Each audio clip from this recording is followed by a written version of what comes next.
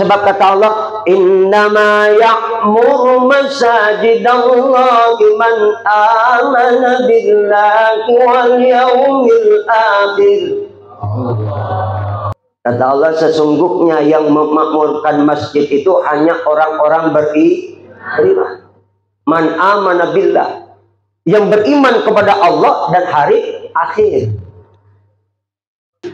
Jadi kita orang-orang beriman, baik laki-laki maupun perempuan, wajib memakmurkan masjid. Kenapa? Masjid rumah Allah, tempat sarana kita ibadah. Siapa lagi kalau bukan orang Islam, betul nggak? Tapi memang fenomena akhir zaman, kata Nabi, udah diramalkan. Masjid tinggal megahnya, tapi kosong jemaahnya. Jangan ampe, ini musola udah cakep begini, ayo rame-rame dah kita isi tiap waktu. Maghrib kayak isya kayak apalagi subuh. Saya tahu di sini subuh, masya Allah, jemaahnya pada keluar-keluar. Kagak di musola. Iya, saya tahu di luar semua.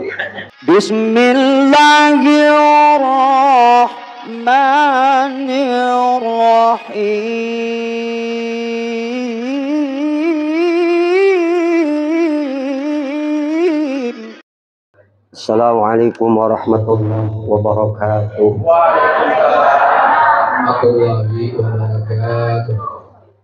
Alhamdulillah alladzi amarna bittaqwa wa nahana 'anil ittiba'il hawa.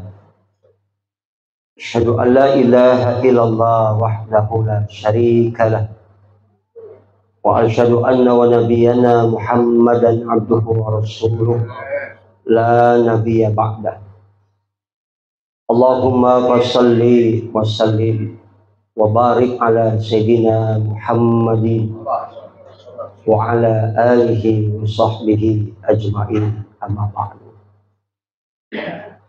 Wa qala Allah ta'ala fil Qur'anil Karim, a'udzu billahi minasy syaithanir rajim. Bismillahirrahmanirrahim. Innama ya'muru masajidallahi man amana billahi wal yawmil akhir. Ila akhir ayat. Shadaqallahul azim. Malam ini atas karunia nikmat yang Allah berikan, kita dapat sama-sama hadir di musola yang sangat indah ini. Musola apa namanya? Ar-Raudhah. Mudah-mudahan kita semua yang hadir berangkat dari niat yang tulus dan ikhlas, Allah berkenan meridhai amal ibadah kita. Ini merupakan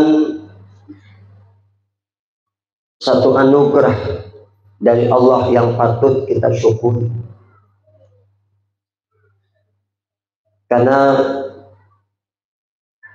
kita semuanya yang hadir ini tentu merasa gembira dan berbahagia, terutama dengan keberadaan musola Ar-Raudhah ini. Alhamdulillah, mungil,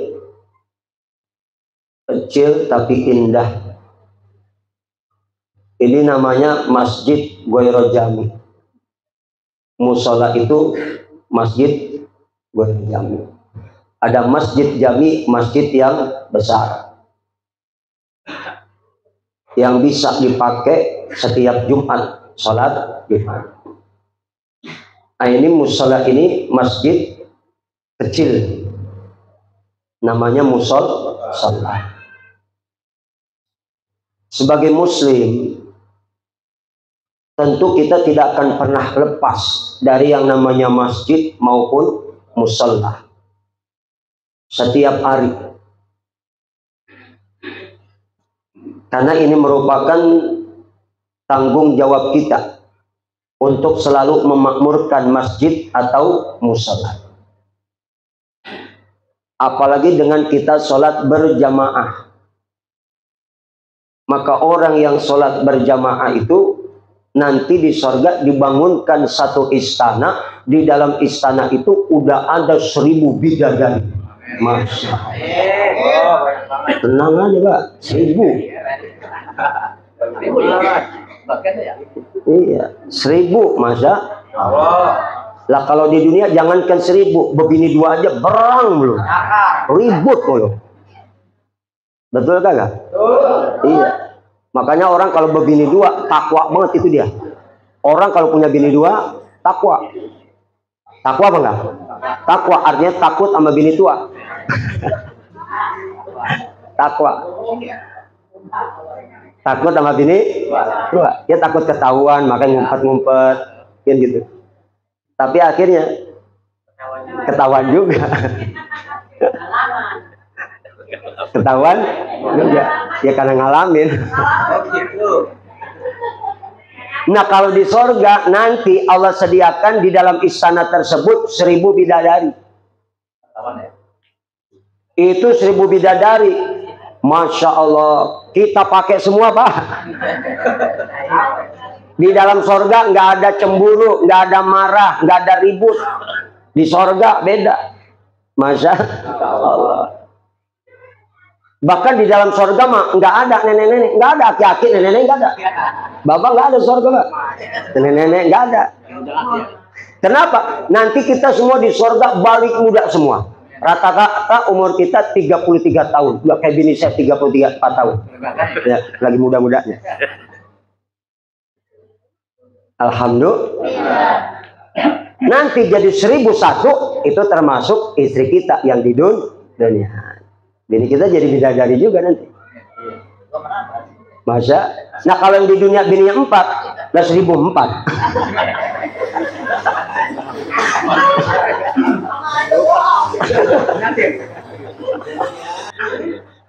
Masa?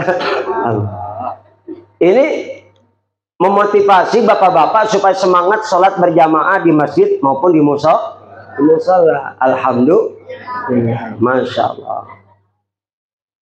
Bahkan orang yang bangun masjid maupun musola, kata Allah, kata Nabi, man bana masjidan banallahu lahu baitan fil jannah.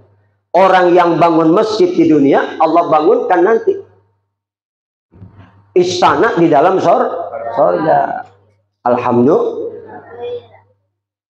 Apalagi sebagai satu wakaf yang diniatkan untuk orang tua.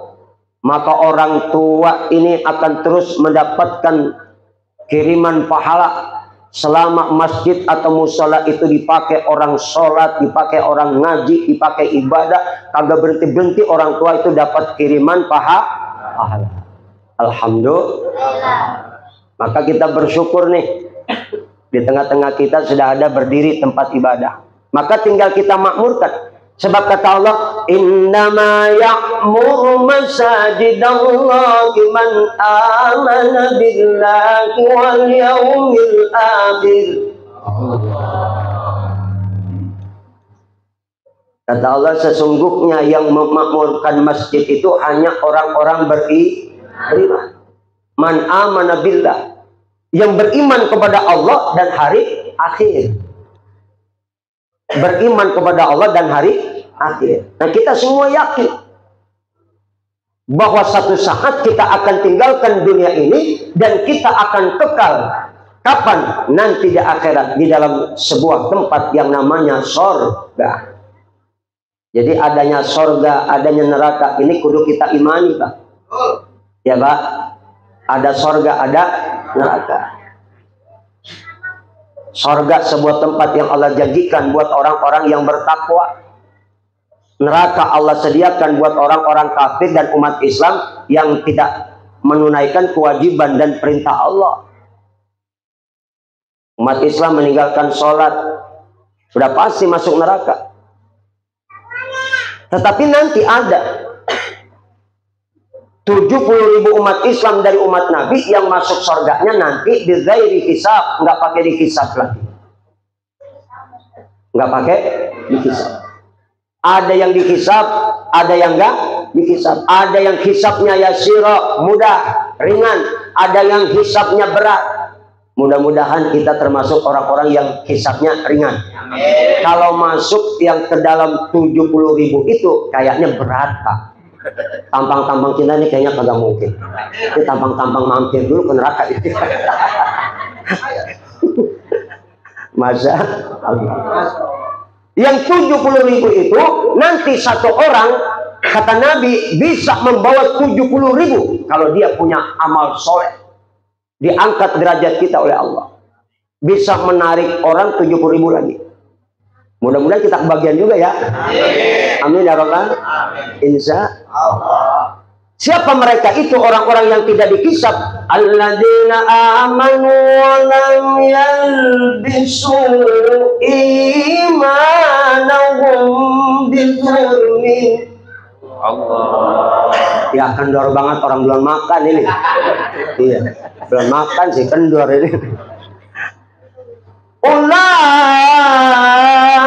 lahumul amnu wa hum muhtadun.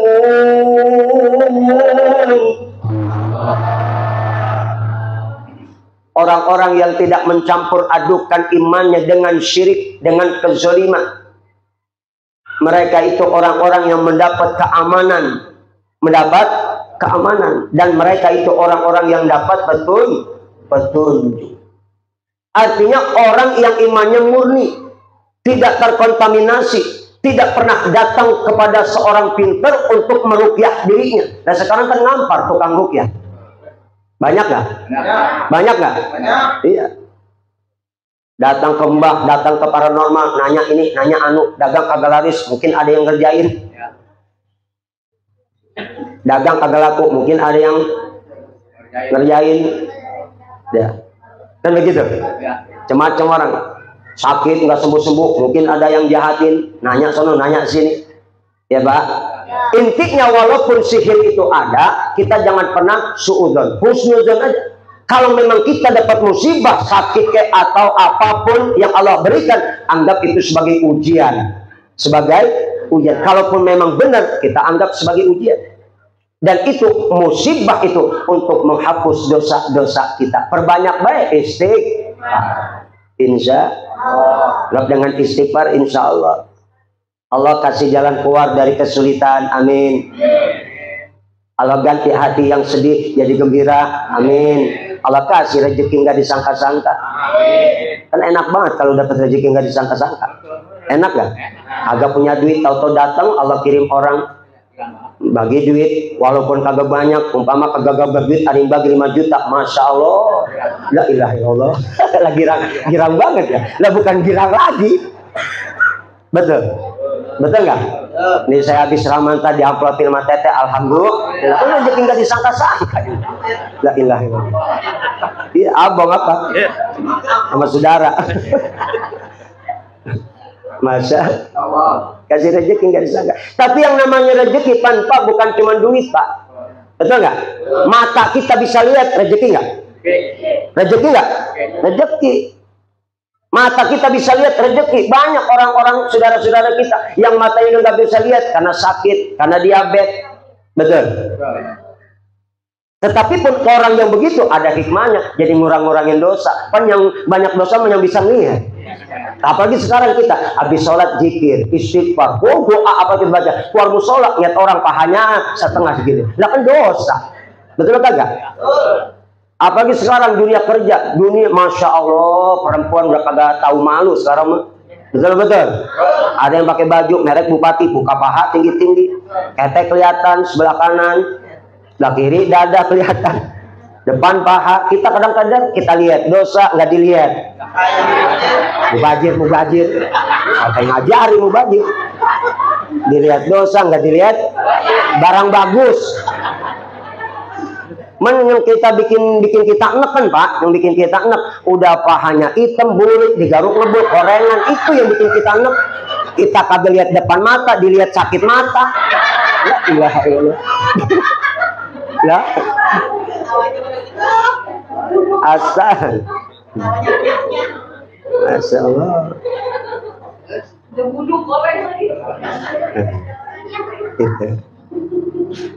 Jadi kita orang-orang beriman baik laki-laki maupun perempuan wajib memakmurkan masjid. Kenapa? Masjid rumah Allah, tempat sarana kita ibadah. Siapa lagi kalau bukan orang Islam, betul nggak?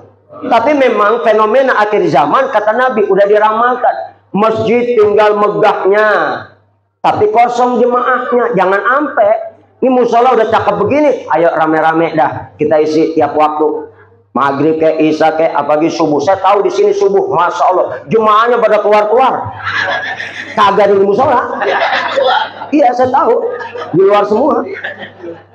Masya. Iya emang tahu saya. Jemaahnya sampai keluar-keluar. Enggak ada di musola. Di luar semua. Masya Allah.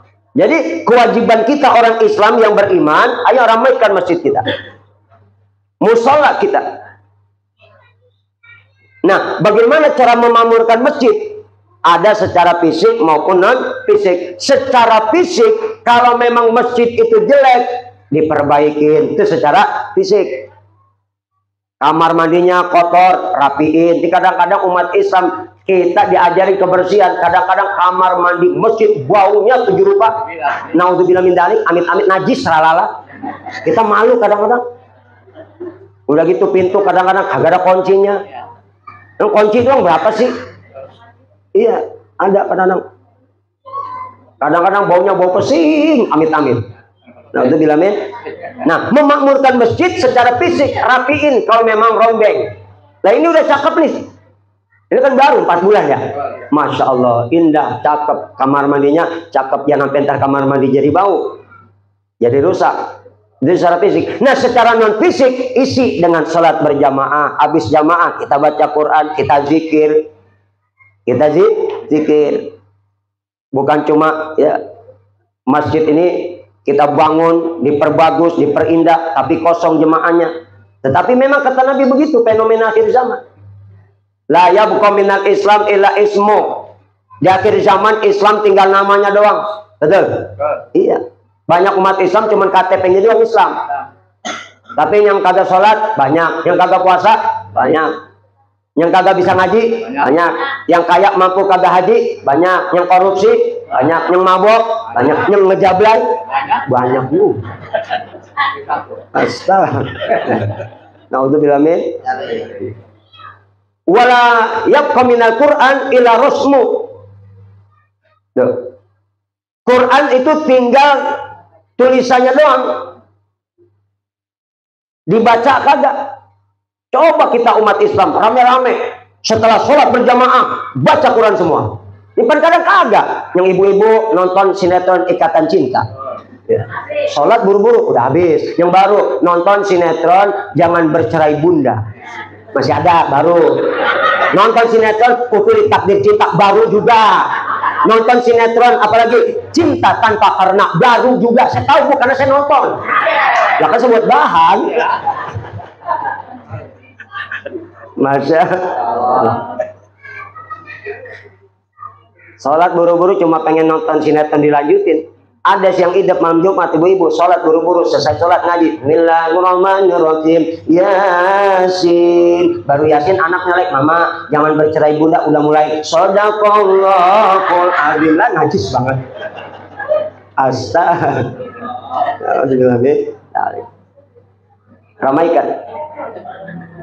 Ramaikan masjid, ramaikan musola. Ini masjid juga, cuman masjid kecil. Ya Pak, ya Pak. Nah, memakmurkan masjid artinya pilih imamnya yang bacaannya bagus. Jangan yang kagak ada ilmunya. Hah? Ada? Lah jangan. Sebab yang namanya imam tanggung jawab. Kalau imam Fatihahnya kagak betul, dah nggak sah. Batal semua. Betul ya? Maka pilih yang bacaannya fase, tajwidnya bisa, makharijul hurufnya ngerti. Pilih imam yang bagus bacaannya. Apalagi kalau memang suaranya bagus, udah enak banget kayak guru kita. Enak tadi jadi imam. Enak kan? Apalagi terawih, pilih imam kori-kori. Ini kadang-kadang udah tua aki-aki jadi imam terawih. Saya ngalamin di enam ceramah di satu tempat, saya nggak sebut nama masjidnya. Ini nggak bagus gitu. Ada. Begitu saya nyampe, yang imam aki-aki. Sholat raweh. Namanya aki-aki. La ilaha illallah. Sholat raweh selesai jam 9:30. Aki-aki.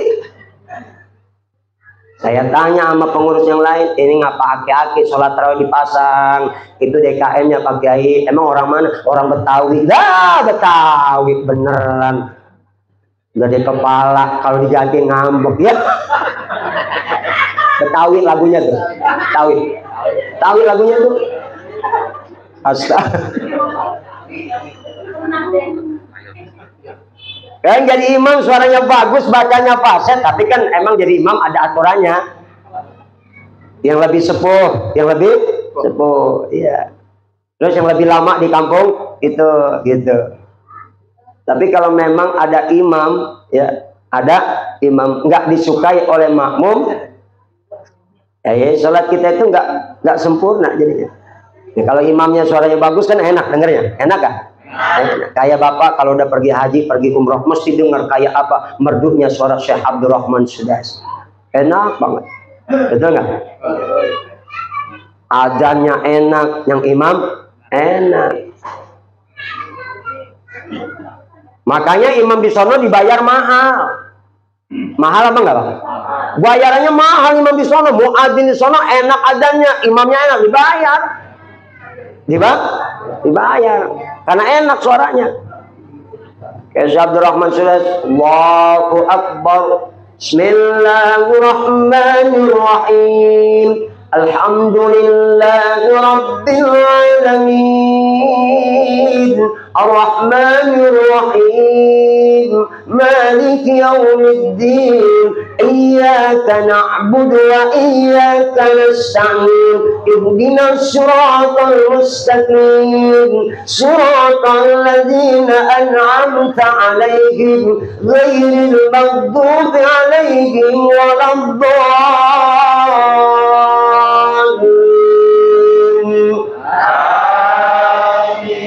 Kalau imam baca begitu enak apa? Itu namanya bacanya pakai seni merotal. Seni merotal begitu enak. Jadi apapun kudu pakai seni. Baca Quran pakai seni qiraat enak. Kayak guru kita kayak Muhammad Zeta dan kori-kori yang lain. Masa itu namanya tadi kalau jadi imam seni merotal. Jadi baca Quran ketika imam harus pakai seni, jangan sampai nggak pakai seni. Tanpa seni rasanya kagak enak. Coba dengerin orang imam pakai seni. Bismillahirrahmanirrahim. Alhamdulillahirrahmanirrahim. Ar-Rahmanirrahim. Maliki yaumiddin. Makmum kompak ya amin. Astaga. Pakai seni enak. Adzan pakai seni enak. Allahu Akbar. Allahu Akbar. Enak apa? Itu adzan pakai seni. Itu adzan Mekah kira-kira begitu. Ada lagi adzan lagunya model begini. Allahu Akbar. Allahu Akbar. Biasanya begitu adzan Sukabumi. Kalau Jakarta Istiqlal beda lagi. Allahu Akbar. Allahu Akbar. Jakarta. Ada yang model begini, Pak.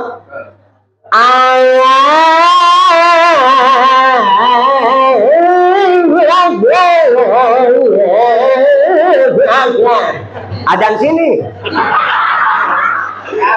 Laki-laki yang adzan. La ilaha illallah. Astaga. Coba dah anak-anak muda kita suruh bangkit yang punya suara bagus suruh adzan. Kalau yang adzan anak-anak muda kan enak. Enak gak?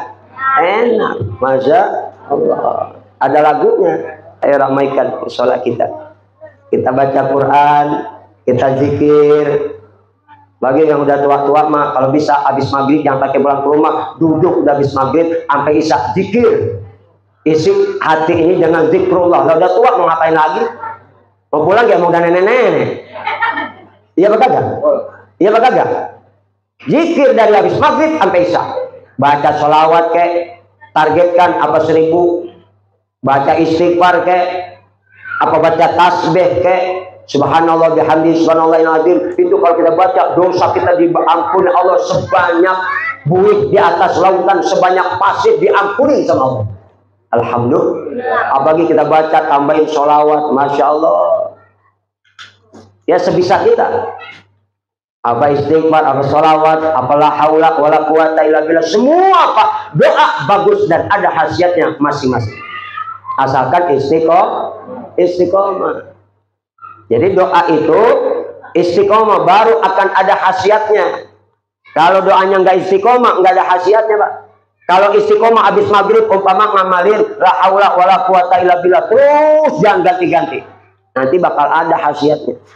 Baca sholawat, terserah mau sholat panjang, mau sholat pendek. Yang pendek sholawat Jibril, sallallahu alaihi Muhammad, baca 1000. Rutin satu waktu, mana yang kita mau. Nanti ada khasiatnya, dunia bakal tunduk sama kita. Kita miskin, dikasih kaya sama Allah. Itu sholawat Jibril. Ada lagi sholawat, kalau yang sakitnya jantung, baca. Pegang dada kirinya, Allahumma sholli ala qalbi Sayyidina Muhammad, Allahumma sholli ala qalbi Sayyidina Muhammad. Ini untuk menyehatkan jantung, apalagi yang sakit jantungnya. Ini baca di sholawat, Allahumma sholli ala qalbi Sayyidina Muhammad, menghidupkan hati. Sebab hati ini Pak merupakan sentral dari semua aspek seluruh perilaku manusia, itu hati. Ada kolbun salim, ada kolbun mayit, ada kolbun marid. Ulama membagi kolbun itu menjadi 3 bagian. Pertama, kolbun salim, hati yang selamat, hati yang sehat. Bagaimana hati yang sehat? Tinggal tergantung nutrisi dan asupan ke dalam hati itu. Kalau makanannya sehat, hati sehat. Sehat jasmani, sehat rohani. Bagaimana cara menyehatkan hati secara rohani? Salat fardu jangan ditinggal, yang sunnah kita perbanyak, baca Quran, zikir kepada Allah, menghidupkan hati. Jadi hati sehat. Ada kolbun mayit, hatinya seperti mayit, mati. Kenapa? Kering dari rohani. Kenapa? Tidak pernah ibadah, tidak pernah zikir, tidak pernah ngaji. Mati hati itu. Kalau sudah hati mati, susah menerima hidayah dari Allah. Hati itu keras. Punya penyakit qaswatul qalbi, hati yang keras. Bahaya orang kalau punya hati yang keras. Bahaya apa enggak? Bahaya. Ada yang ketiga namanya kolbun marid, hati yang sakit. Ada nggak hati yang sakit? Banyak. Hatinya itu banyak penyakit tercela. Apa diantaranya? Ujub, merasa bangga. Ada nggak? Jangan sampai ada merasa bangga di hati kita nih. Bangga. Merasa bangga berjasa dengan sesuatu tempat. Jangan. Merasa bangga. Contohnya begini. Contohnya nih. Itu masjid itu kalau bukan gua yang bantuin kagak bakalan jadi cepet-cepet. Itu ketika ngomong begitu, berapapun uang yang dia keluarkan habis pahalanya. Maka jangan pernah ngungkit-ngungkit sedekah. Jangan pernah ngungkit-ngungkit sedekah. Habis pahalanya. Habis. Itu masjid itu kalau gua nggak bantuin gak bakalan jadi. Habis sudah pahalanya. Habis no. Jangan kita merasa bangga dengan fasilitas kita apapun yang kita miliki. Itu ujub namanya. Ada lagi penyakit hati takabur, apalagi sombong. Sombong. Ini penyakit hati. Banyak orang kaya sombong, orang pintar sombong. Banyak kan? Iya. Banyak Pak. Nah sombong itu kan penyakit yang ditularkan oleh iblis. Karena pelopor utama kesombongan adalah iblis. Pelopor utama kesombongan iblis. Lanjut. Siap. Mau keluar.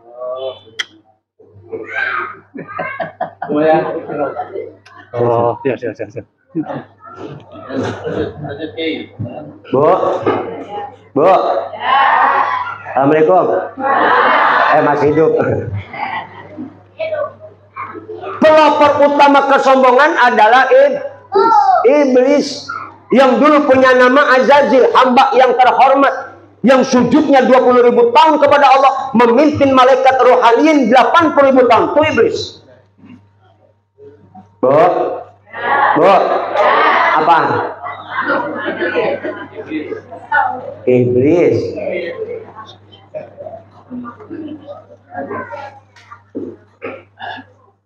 Padahal sombong itu pakaian Allah, nggak pantas dipakai kita, disandang oleh kita, betul nggak? Iya. Makanya di dunia ini banyak orang sombong, banyak. Kaya belum seberapa sombong, ada nggak? Ada nggak? Kalau lagi Betawi kaya baru sedikitnya udah belagu. Banyak nggak gitu?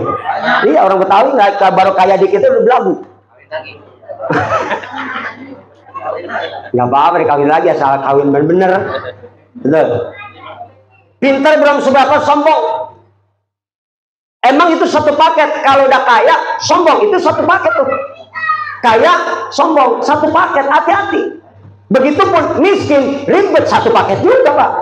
Kaya, sombong, miskin, ribet. Betul. Jadi enakan mana? Mending kaya apa mending miskin? Mendingan mana? Mendingan kaya walaupun sombong dikit. Daripada ribet. Betul nggak? Masya Allah. Jangan ada sifat sombong sedikit saja dalam hati kita, mati kita dalam kekufuran. Naudzubillah min. Makanya sifat sombong ini ditularkan oleh iblis kepada semua anak cucu Nabi Adam. Ada penguasa yang sombong, ada nggak? Ada nggak? Fir'aun sombong. Sombong apa enggak? Sombong. Bahkan merasa ngaku jadi Tuhan. Ana rabbukumul a'la, ngomong di hadapan rakyatnya, aku ini Tuhan kalian yang maha tinggi. Sombong Firaun. Tetapi sesombong-sombongnya Firaun, mampus nggak Firaun? Mampus, matinya hina, cuma terdesak air laut doang. Tapi bagaimanapun diakui sombongnya Firaun, diakui kehebatan Firaun. Apa hebatnya Firaun? Firaun pernah didoain Nabi Musa 40 tahun biar celaka, agak celaka. Ibarat kata didoain biar sambal geledek yang takut. Nabi Musa yang doain, enggak ngapa-ngapa itu Firaun. Yang doain Nabi Musa, hebat tuh Firaun. Yang kedua hebatnya Firaun apa? Selama hidup kagak pernah sakit, mau sakit ringan kek, mau sakit berat kek, kagak pernah. Tuh Firaun. Sakit ringan, bisul, gatel, gudik, kagak. Apalagi sakit berat kayak stroke. Lah kan stroke penyakit berat Pak, betul nggak? Jangankan stroke, setengah stroke berat. Apalagi stroke. Betul Pak Bu? Firaun. Akhirnya ujung-ujungnya mati. Itu pun matinya berbarengan dia punya sang ibu hari itu mati, maka tenggelam Firaun di Laut Merah. Jadi sesombong-sombongnya manusia yang sombong, ujung-ujungnya pasti bakal mati. Nah, kalau kita sadar kita bakal mati, nyok dah isi hidup dengan apa? Dengan amal baik, dengan ibadah. Jangan sia-siakan hidup yang cuma sekali. Dunia ini Allah jadikan buat ladang kita bercocok tanam kebaikan. Apa yang kita tanam di sana nanti akan kita tuai. Yang kita tanam kebaikan maka di sana dapat balasan baik. Yang kita tanam kejahatan maka di sana akan dapat balasan azab dari Allah Subhanahu. Maka kita sadar kita ini semua pasti bakal meninggalkan dunia yang fana ini. Satu saat kita akan hidup di alam yang kekal abadi, yaitu alam akhirat. Nanti semua kita insya Allah kata Nabi, kullu ummati yadkhulunal jannah, semua umatku pasti bakal masuk surga insya Allah. Maka supaya kita dapat syafaat, ya kita cintai Rasulullah. Dengan apa tanda cinta? Banyak-banyak sholawat ya Pak ya. Insya Allah banyak sholawat, mau yang panjang mau yang pendek terserah dah. Sholawat mah nggak pakai guru, nyampe. Dibacanya niat sombong, nyampe itu sholawat Pak. Punya suara bagus baca sholawat, ria, niatnya ria, nyampe di sholawat. Ini karena Allah memandang kemuliaan Nabi kita Muhammad Sallallahu Alaihi. Ganjarannya dunia akhirat 30% dunia, 70% untuk akhirat. Itulah sholawat. Allah saja bersolawat, malaikat pun bersolawat. Doa diawali dengan solawat, ditutup dengan solawat, baru nyampe doa kita. Kalau doa tidak diawali dan ditutup dengan solawat, doa kita ngatung tidak sampai ke arasnya Allah. Maka perbanyak baca solawat, tanda cinta sama Rasulullah. Terserah ibu solawatnya bareng ngapain, daripada pelangak-pelongok mikirin nasib, mendingan solawat. Masalahnya mudah, nggak pernah ninggalin sholat fardu, idza sholatil mar'atu khamsaha wa shomat saroha, nggak pernah ninggalin puasa Ramadan, wa ata'at zaujaha, taat sama laki, taat deh malaki, kata laki neng nyusep, taat deh. Wa hafizat farjaha, pandai menjaga kehormatan. Dari ujung rambut sampai ujung kaki, jaga nutup aurat, kemana-mana jangan buka jilbab. Ini kadang-kadang ngaji doang rapet banget. Gila kurang ngaji kegerahan, hutang, baru berkipas. Astaga, itu kerjaan nenek-nenek itu biasanya. Kerjaan nenek. Kata nenek-nenek saya bilangin, kata nenek-nenek, ya Ustadz siapa yang nafsu nenek-nenek? Lah, bukan begitu nih.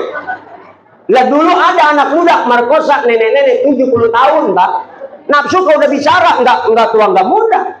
Dulu nenek-nenek 70 tahun diperkosa anak muda. Dulu saya baca di koran, benar kejadian, Pak. Setelah diperkosa, anak mudanya mati.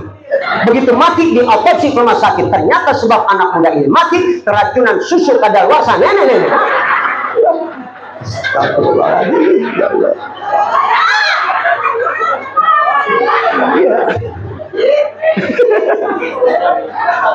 Astagfirullah.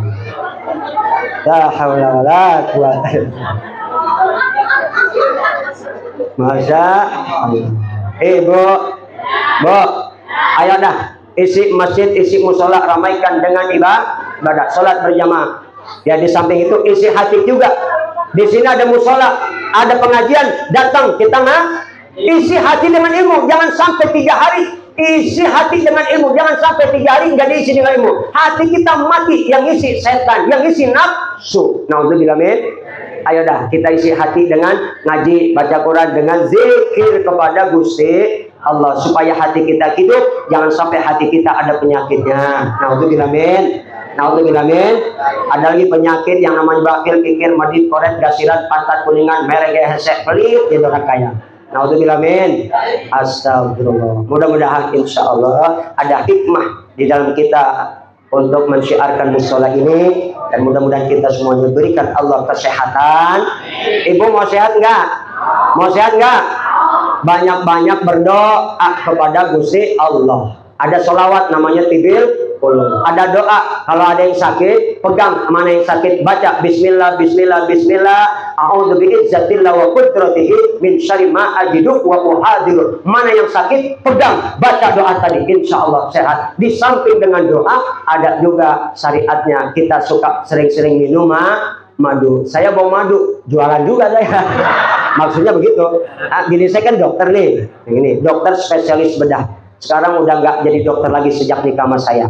Saya bilang, mama berhenti jadi dokter, ikutin papa ceramah kemanapun. Sama aja nanti mama ngasih juga ceramah untuk ibu-ibu yang kaitannya dengan kesehatan. Sebenarnya kalau waktunya panjang, biasanya saya kasih ngomong di Pulpas tentang sholat dan apa kaitannya dengan kesehatan. Itu luar biasa. Jadi semangat sholat kita. Sebab sekarang ini kita kagak tahu. Kita anggap sholat itu cuma ibadah ritual, tapi sholat ternyata Allah sudah bikin sedemikian rupa. Dari sholat itu bisa sehat, bisa sehat, bisa damai, bisa panjang umur. Cuman waktunya sudah ya tidak memungkinkan. Oh sedikit, nggak apa-apa. Di subscribe, apa lagi? Like, comment, share, yang banyak ya. Iya.